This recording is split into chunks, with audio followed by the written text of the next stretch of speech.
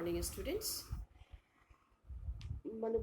मनोवैज्ञानिक प्रकार तथा स्वास्थ्य पर चुनौती,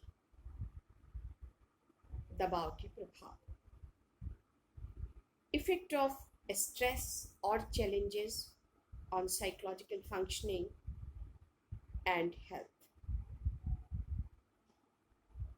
एक तरह से मेंटल हेल्थ भी कह सकते हैं। इस क्वेश्चन को हम लोग अभी सॉल्व करें। हर वो घटना जो हमारी समस्थिति यानी होम्योस्टैसिस को डिस्टर्ब करती है, उससे हमारे अंदर प्रतिबल की उत्पत्ति होती है।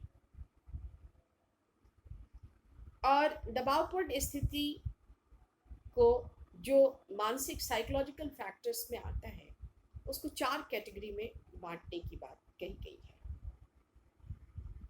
जैसे कॉग्निटिव यानी संज्ञानात्मक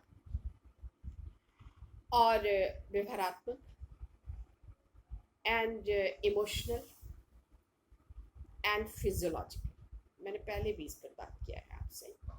जो समराइज किया था मैंने, उसमें समरी क्लास दिया था, उसमें मैंने आपसे ये बात की थी।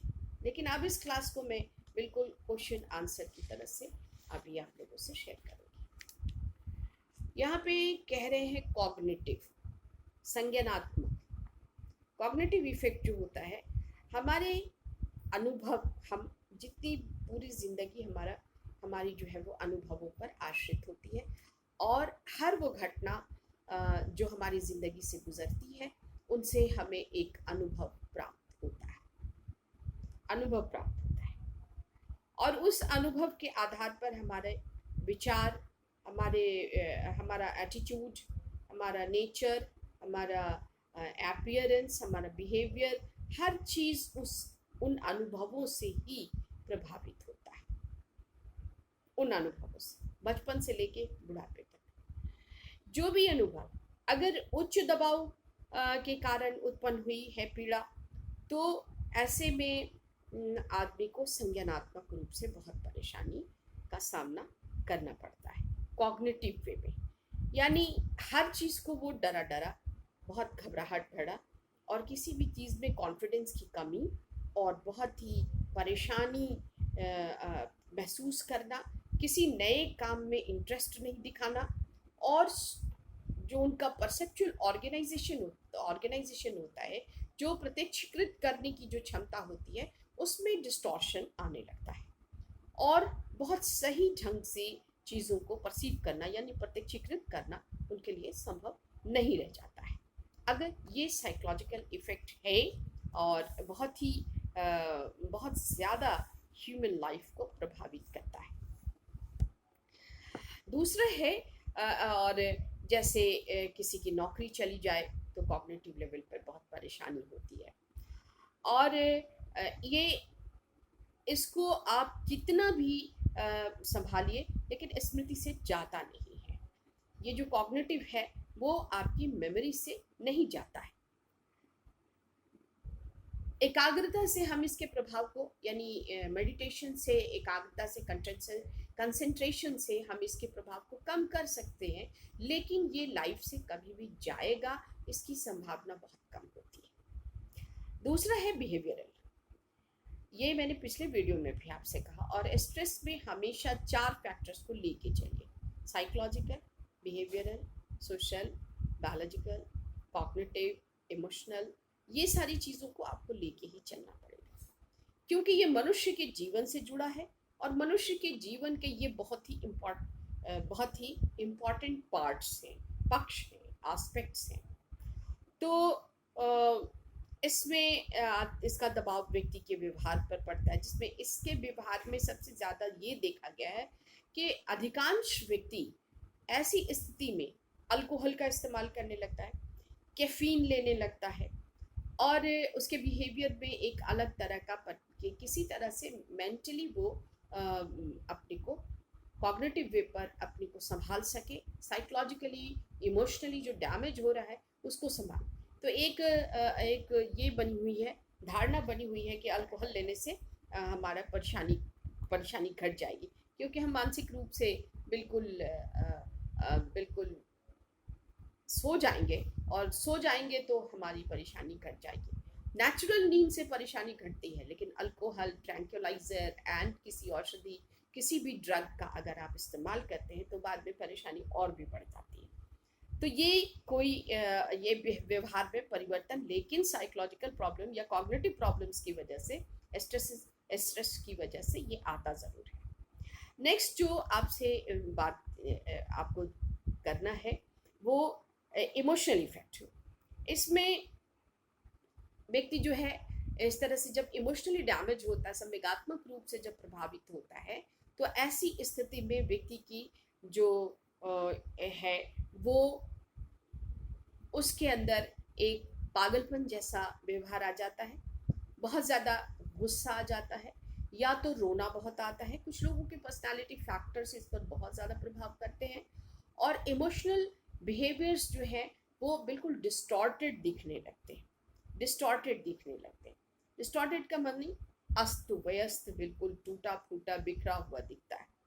और बहुत सारा मुझे डर लग रहा है, रोना, और इसमें रोना बहुत ज़्यादा, क्राइंग जो है, गुस्सा, एंगर, ये सारी चीज़ें जो हैं वो इमोशनल इफ़ेक्ट इसका आता है। और या तो सबों से अलग हो जाना, या कभी भी किसी एक आदमी को छोड़ना नहीं कि नहीं तुम मेरे पास से नहीं हटो, मुझे डर लगता है। तो ये सारी चीज़ें हैं। फिजियोलॉजिकल नेक्स्ट जो आपका आता है कि जब मनोवैज्ञानिक या शारीरिक दबाव मानव शरीर पर पड़ता है तो उस समय हार्मोन का स्राव बहुत बढ़ जाता है। हार्मोन्स का स्राव, हार्मोन्स बॉडी में डिफरेंट ग्लैंड्स के द्वारा सेक्रेट किए जाने वाले लिक्विड को, जो सेक्रेशन जो लिक्विड होता है उसी को कहते हैं। और इसमें क्या है, एड्रिनल ग्लैंड से एड्रेनलिन का आना, कॉर्टिसोल का आना, तब हार्मोन के कारण रक्तचाप यानी ब्लड प्रेशर का बहुत हाई हो जाना, और हार्ट बीट बढ़ जाता है, और ये मेटाबॉलिज्म जो क्रियाएं हैं उनके अंदर भी बहुत परिवर्तन आ जाता है, और कुछ समय के लिए जो दबावग्रस्त व्यक्ति है उसके कार्य, उचित प्रकार के कार्य करने में बाधा आने लगती है। और ये सारी चीज़ें जो हैं वो व्यक्ति महसूस भी करता है, क्योंकि हार्मोनल चेंजेस से आदमी के व्यवहार में जो परिवर्तन आता है, जैसे सेरोटोनिन, मेलाटोनिन, ये सारे आपके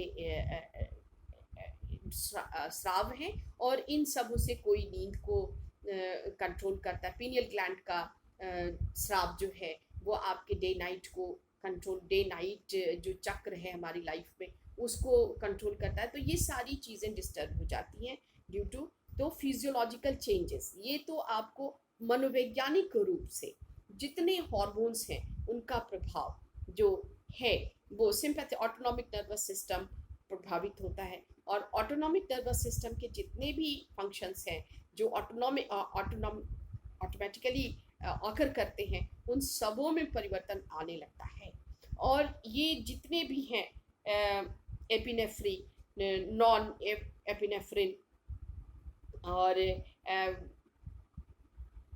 सेरोटोनिन, मेलाटोनिन, कॉर्टिसोल, ये सारी प्रकार की जो हार्मोनल सेक्रेशंस है, सारे प्रकार के इन हार्मोनल सेक्रेशंस में बहुत व्यापक रूप से परिवर्तन होता है, और जिसका प्रभाव, क्योंकि हर हार्मोन किसी न किसी क्रिया को संचालित करने में या उसको नियंत्रित करने में अपना योगदान ज़रूर देता है। और इसी से व्यक्ति का ये साइकोलॉजिकल जो 4 तरह से मैंने आप लोगों को बताया कि मनोवैज्ञानिक स्तर पर अगर स्ट्रेस का प्रभाव बहुत बढ़ जाता है तो जब हार्मोनल सेक्रेशंस भी डिस्टर्ब होने लगते हैं, पैथोलॉजी में जब डिफरेंसेस आने लगते हैं, जब बहुत सारा इम्बैलेंस आने लगता है, तो ये स्थिति संभालने में थोड़ी कठिनाई उत्पन्न होती, थोड़ी नहीं बहुत कठिनाई उत्पन्न होती है। और अगर यही स्ट्रेस बहुत लंबे समय तक आ जाता है तो व्यक्ति blood sugar, heart patient, cardiac attack की बात, कैंसर, और उसके बाद से ये मनोवैज्ञानिक स्तर की का जो आउटकम होता है, peptic ulcer, lack of immunity, ये सारी बीमारियां स्ट्रेस जन्य होती हैं, यानी स्ट्रेस से पैदा होती हैं। और इनका निवारण करने के लिए हमको बहुत लंबे समय तक, अभी के समय में मैं आपको बताऊं कि 68% जो डेथ है वो cardiac attack due to the, जिनको स्ट्रेस लेवल बहुत हाई आता है। अभी एक मशीन भी आ रही है, स्ट्रेसोमीटर जिसको कहते हैं, galvanic skin GSR, galvanic skin response. जब हम स्ट्रेस लेवल को देखते हैं तो उसके साथ बैठ के हम स्ट्रेस के लेवल को घटा सकते हैं। तो 200 के नीचे, वो मैं आप लोगों को बाद में, वो मशीन मैंने लेने का लिया है, लेकिन उसमें कुछ प्रॉब्लम हो गई थी जिसकी वजह से उसको मैंने वापस किया है। वो जब आ जाएगी तो आपका स्ट्रेस लेवल चेक करेंगे before examination and after examination. तो ये चीज़ें बहुत ही प्रभाव रखती हैं और प्रभाव करती हैं, और प्रभावित करने से इनके द्वारा प्रभावित होने से व्यक्ति की लाइफ में बहुत अस्त व्यस्तता आ जाती है।